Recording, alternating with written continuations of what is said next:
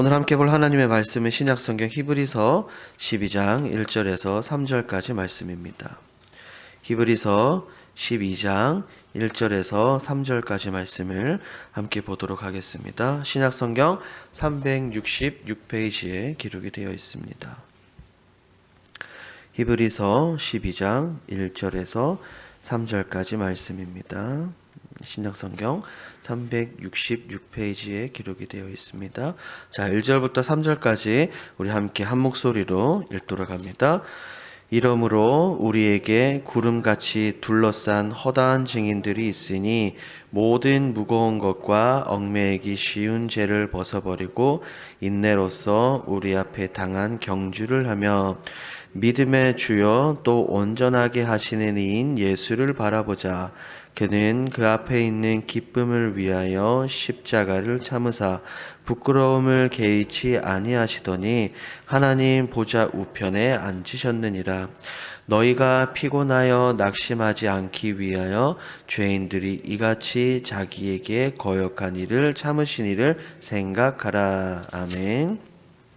이 히브리서 12장 1절에서 3절까지 말씀을 가지고 우리의 경주라는 제목으로 함께 하나님 말씀을 나누고자 합니다. 먼저 히브리서에 대해서 간단하게 말씀을 드리겠습니다. 히브리서는 여러분들이 잘 알고 계시는 것과 같이 누가 기록을 했는지 모릅니다. 사실 혹자는 바울이다, 혹자는 빌립이 기록했다라고 이야기하지만 명확하게 아직 밝혀진 것은 없습니다. 그렇다면 왜 이 히브리서 말씀을 기록했느냐, 그 목적이 굉장히 중요할 것입니다. 이 저자는 사실 이 유대인들에게 이 편지를 기록을 했습니다. 편지를 기록했다는 말은 무슨 의미입니까? 이 편지의 저자가 이 편지를 받는 유대인들에게, 사람들에게 꼭 하고자 하는 말이 있다는 거죠.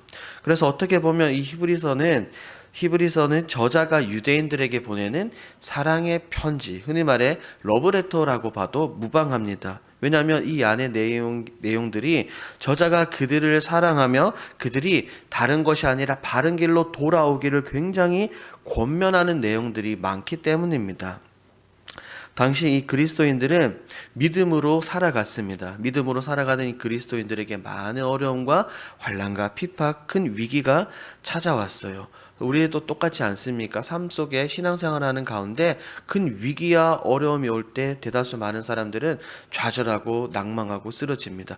똑같이 그리스도인들도 그렇게 생활을 했습니다. 때로는 믿음을 버리고 다시 예수님을 믿는 것이 아니라 유대교로 돌아가고자 하는 사람들이 굉장히 많았습니다. 그래서 이 저자들은 그 유대교로 다시 돌아가고자 하는 그리스도인들에게 그러지 말라 만류하는 그런 내용들입니다. 그렇기 때문에 이 히브리서 말씀을 보면 믿음에 대한 확신, 장래에 대한 희망, 예수 그리스도에 대한 우월성들을 편지를 통해서 이 그리스도인들에게 그 마음을 나타내고 있습니다. 그렇기 때문에 히브리서 전체 1장부터 끝장까지는 이 그리스도인들을 향한 저자의 사랑하는 마음, 간절한 마음이 담겨 있습니다. 그러한 관점으로 나중에 히브리서 말씀을 읽어보십시오. 그 마음이 느껴지실 것입니다. 특히 오늘 우리가 함께 읽은 12장은 앞선 11장과 연관된 본문입니다. 퀴즈를 하나 내볼까요? 히브리서 11장을 우리는 보통 무슨 장이라고 이야기를 합니까? 그렇죠. 믿음장이다라고 이야기를 합니다. 저자는 11장에서 많은 우리 믿음의 선배들에 대해서 언급을 하고 난 후에 지금 12장에서 성도들이 어떻게 우리의 삶 속에서 그 믿음으로 살아갈 수 있는지 우리에게 설명을 하고 있습니다. 12장은 크게 세 부분으로 나눌 수 있습니다. 어떠냐면 첫 번째, 우리의 신앙의 성숙과 훈련을 위한 노력입니다. 그것이 1절부터 13절까지 나와 있고 그 다음에 우리의 삶 속에서 행해야 될 경건 훈련이 14절에서 17절까지, 그리고 그리스도인들의 성도의 합당한 생활에 대해서 18절에서 29절까지 나와 있습니다. 이렇게 히브리서 12장은 크게 세 부분으로 나눌 수 있는데 오늘 이 새벽 저희는 1절에서 3절까지의 본문만 살펴보면서 이 히브리서 저자가 우리에게 무엇을 말하고자 하는지 한번 그 내용을 살펴보도록 하겠습니다. 혹시 여러분들 배너라는 영화 혹시 보셨어요? 배너라는 영화를 보면 성경 당시에 어떻게 사람들이 살았는지에 대한 전반적인 내용들이 많이 그려집니다. 그 중에서도 저도 어릴 때 봤는데 가장 인상 깊은 장면이 있습니다. 무슨 말이냐면 인상 깊은 전투 장면인데, 그것은 사람들이 원형 경기장에서 마차를 이끌고 달리면서 경기하는 것입니다. 경주를 하는 것입니다. 이 본문이 기록될 당시에는 그런 원형 경기장에서 행해지는 스포츠들이, 운동들이 굉장히 많았습니다. 그런데 이 히브리서 편지의 저자는 마치 그런 운동 경기와 같이 누구나 이해할 수 있는 예화, 누구나 이해할 수 있는 비유를 들어가며 성도들에게, 그리스도인들에게 권면하고 있습니다. 우리 1절 말씀을 한 번 더 읽도록 하겠습니다. 1절 말씀 함께 읽습니다. 시작. 이러므로 우리에게 구름같이 둘러싼 허다한 증인들이 있으니 모든 무거운 것과 얽매이기 쉬운 죄를 벗어버리고 인내로써 우리 앞에 당한 경주를 하며. 아멘. 자, 1절 서두에 보면 이러므로라는 단어가 나와 있습니다. 이러므로라는 말은 앞선 11장과 이것이 연관된다라는 의미죠. 우리에게는 누가 있다라고 이야기합니까? 구름같이 허다한 증인들이 있다라고 이야기합니다. 그렇다면 이 1절에서 말하고 있는 이 허다한 증인은 누구를 뜻할까요? 허다한 증인.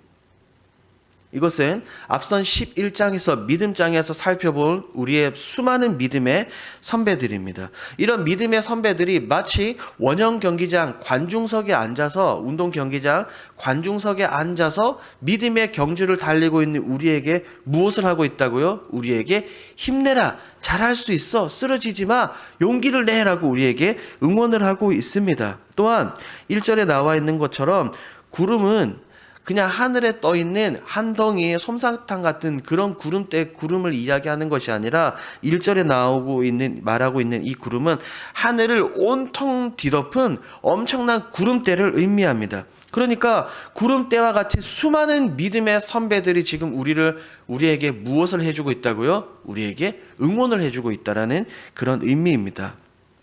그리고 계속해서 1절 말씀을 보니까 모든 무거운 것과 얽매이기 쉬운 죄를 어떻게 하라고요? 벗어버리라고 우리에게 말합니다. 여기에서 무거운 것과 얽매인 것은 곧 경기를 하는 우리의 발목을 잡는 거예요. 예를 들어서 달리기 하는 사람들에게 족쇄가 채워진다면 어떻게 되겠습니까? 달릴 수 없겠죠. 마차로 그렇게 경기를 하는 사람들에게 그 자물쇠로 채워놓으면 달릴 수가 없겠죠. 마찬가지로 믿음의 경주를 하는 우리에게 우리가 더 달릴 수 없도록 하는 발목을 잡는 모든 것들을 다 벗어버리라라고 이야기합니다. 그렇다면 여기에서 우리는 이렇게 생각해 볼 수 있겠죠. 오늘날 우리들이 신앙생활하는 데 있어서 걸림돌이 무엇입니까? 내 발목을 잡는 것, 내가 달려가는데 내 앞길을 막는 것은 무엇입니까? 여러분들을 방해하는 무거운 것은 어떤 것이며 여러분들이 얽매이기 쉬운 죄가 무엇입니까? 한번 생각해 보십시오. 교만입니까? 열정의 부족입니까? 나태입니까? 아니면 게으름입니까? 그 어떤 것이 되었든지 간에 우리 스스로가, 개개인이 그 무거운 것과 얽매이는 것을 벗어 던지고 이 믿음의 경주에 임해야 될 줄 믿습니다. 사실 저자는 지금 이 믿음의 경주를 이야기하면서 그냥 단순히 원형 경기장 안에서만 운동하고 달리는 것이 아니라 멀리 보고 있습니다. 즉 장거리 마라톤의 이야기를 하면서 묘사하고 있습니다. 왜죠? 우리의 신앙은, 믿음의 여정은 단순히 예수 그리스도를 믿고 그냥 하루 이틀 안에 끝나는 것이 아니라 우리의 신앙의 여정은 언제까지 이어지기 때문입니까? 우리가 호흡이 그쳐서 주님 나라에 들어갈 때까지, 혹은 주님 다시 오실 때까지 우리는 끊임없이 이 믿음의 경주를 달려가야 하기 때문입니다. 그렇기 때문에 이 굉장히 긴 믿음의 여정이기 때문에 히브리서 저자는 마치 장거리 마라톤을 달리는 우리에게 힘내라라고 그렇게 이야기를 하고 있습니다. 그렇기 때문에 우리가 가지고 있는 이 모든 것들을 벗어버리고 이 마라톤에 임해야 됩니다. 마라톤에 임할 때 어떻게 임해야 됩니까? 반드시 인내로써 우리는 이 믿음의 경주를 달려가야 될 줄 믿습니다. 우리가 잘 알고 있듯이 갈라디아서에도 나오지 않습니까? 성령의 열매 가운데 하나가 무엇입니까? 오래 참음, 즉 인내를 이야기합니다. 이렇게 인내를 가지고 신앙의 경주를 달려나가는 우리 사랑하는 동강의 모든 성도들이 되길 주님의 이름으로 소망합니다. 자, 이제 모든 그리스도인들에게 너무나 익숙하고 많은 사람들이 외우고 있는 2절 말씀을 우리가 함께 읽도록 합니다. 시작. 믿음의 주여 또 예수를 바라보자. 그는 그 앞에 있는 기쁨을 위하여 십자가를 참으사 부끄러움을 개의치 아니하시더니 하나님 보좌 우편에 앉으셨느니라. 아멘. 앞서 1절에서 저는 우리 모든 그리스도인들이 믿음의 경주를 하고 있다고 말씀을 드렸습니다. 그런데 우리가 주님 다시 오실 때까지 혹은 우리에게 약속된 이 본향에 들어가기 전까지 이 믿음의 경주를 잘 완주할 수 있는 방법을 지금 2절에서는 우리에게 설명을 해주고 있습니다. 그것이 무엇입니까? 믿음의 주요 온전케 하시는 이인 누구를 바라보는 것? 예수 그리스도를 바라보는 것이 우리 믿음의 경주의 훌륭한 방법이라는 거예요. 한번 생각해 보십시오. 우리가 경기를 할 때 혹은 달리기 경주를 할 때 우리의 시선이 분산되어서는 됩니까? 안 됩니까? 안 되는 거예요.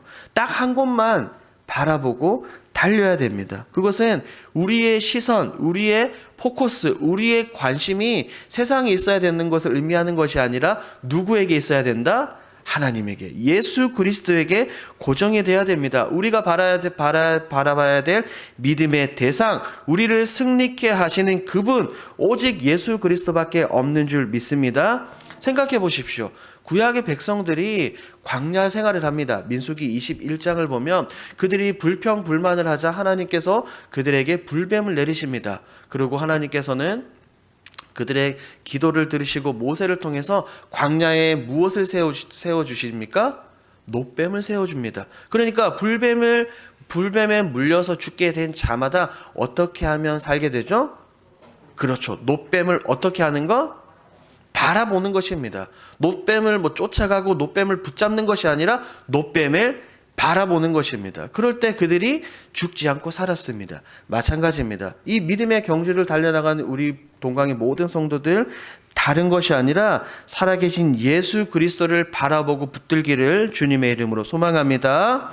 그리고 예수를 바라봐야 되는 그 근거에 대해서도 2절은 설명하고 있습니다.